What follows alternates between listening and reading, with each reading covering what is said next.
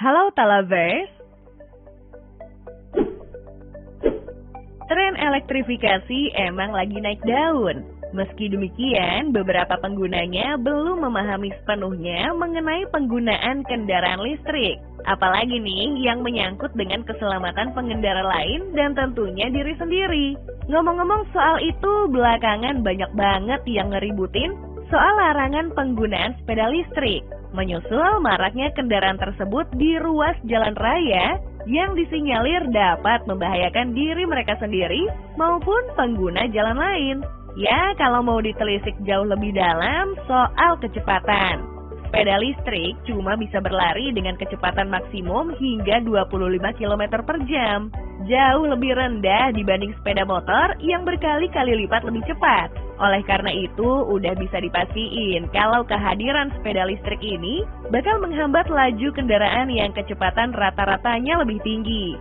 Nah, apabila pihak berwenang mengizinkan, ada baiknya menyediakan secara eksklusif area yang bisa dilalui kendaraan tersebut. Tapi sebelum memperhatikan orang lain, tentu saja harus memikirkan diri sendiri dulu.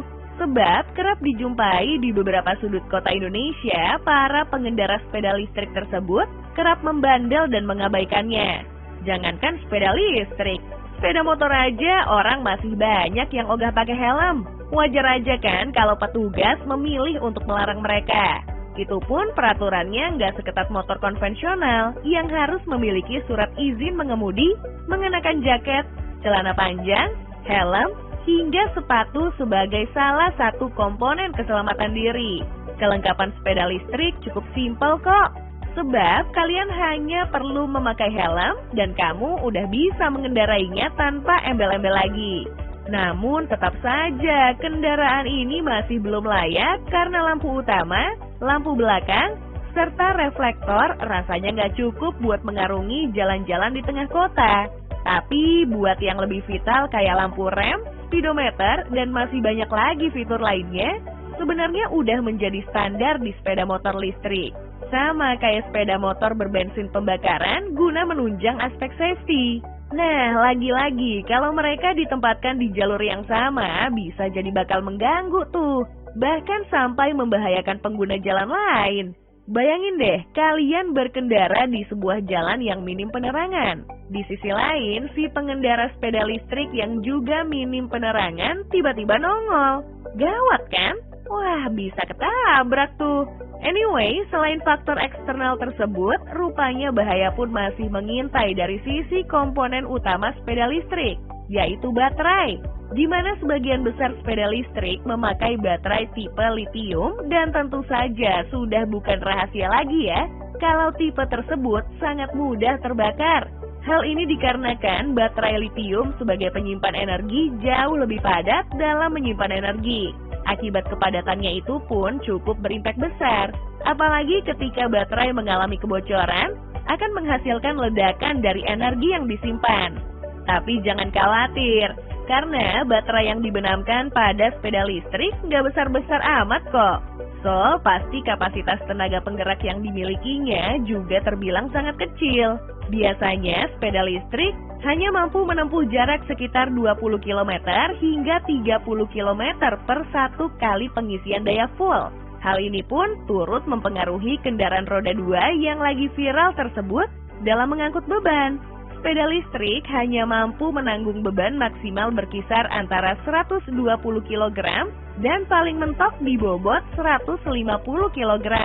Tentu menjadi sebuah pertimbangan yang sangat wajar mengapa sepeda listrik nggak diperbolehkan di jalan raya. Larangan penggunaan sepeda listrik tersebut sejatinya cukup kontradiktif dengan program pemerintah yang berupaya mengurangi emisi akibat penggunaan kendaraan bermotor berbahan bakar minyak. Namun, ya namanya kita tinggal di negara hukum, mau nggak mau harus taat aturan. Sebab sudah ada aturan penggunaan sepeda listrik dalam Permenhub nomor 45 tahun 2020 tentang kendaraan tertentu dengan menggunakan penggerak motor listrik. Dalam aturan tersebut, pada pasal 4, tertuang syarat penggunaan kendaraan tertentu bertenaga listrik itu adalah diwajibkan menggunakan helm, Pengemudi paling tidak harus berusia minimal 12 tahun dan tidak boleh mengangkut penumpang kecuali dilengkapi tempat duduk penumpang, serta tidak boleh memodifikasi daya motor listrik. Namun fakta di lapangan, seringkali kita menjumpai orang tua yang membiarkan anaknya yang masih di bawah umur mengendarai roda 2 tersebut. Lihat aja nih, bahkan sampai ngebiarin melintas di jalan raya.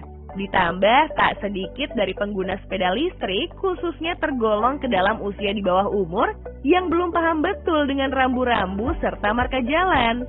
Nah, bagi kalian yang udah terlanjur beli, nggak usah cemas apalagi menyesal. Sebab masih banyak kok kawasan yang diperbolehkan untuk mengendarai sepeda listrik. Seperti jalanan yang telah ditetapkan untuk hari bebas kendaraan atau lebih sering kita kenal dengan istilah Car Free Day.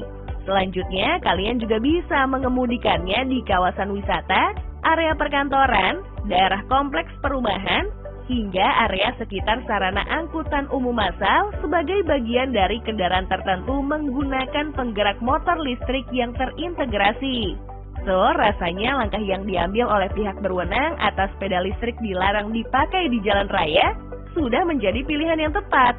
Karena kalian bisa lihat sendiri betapa menjamurnya kendaraan tersebut dipakai oleh anak-anak di bawah umur yang notabene belum mengerti tata cara berkendara dengan baik dan bisa saja membahayakan dirinya sendiri maupun orang lain.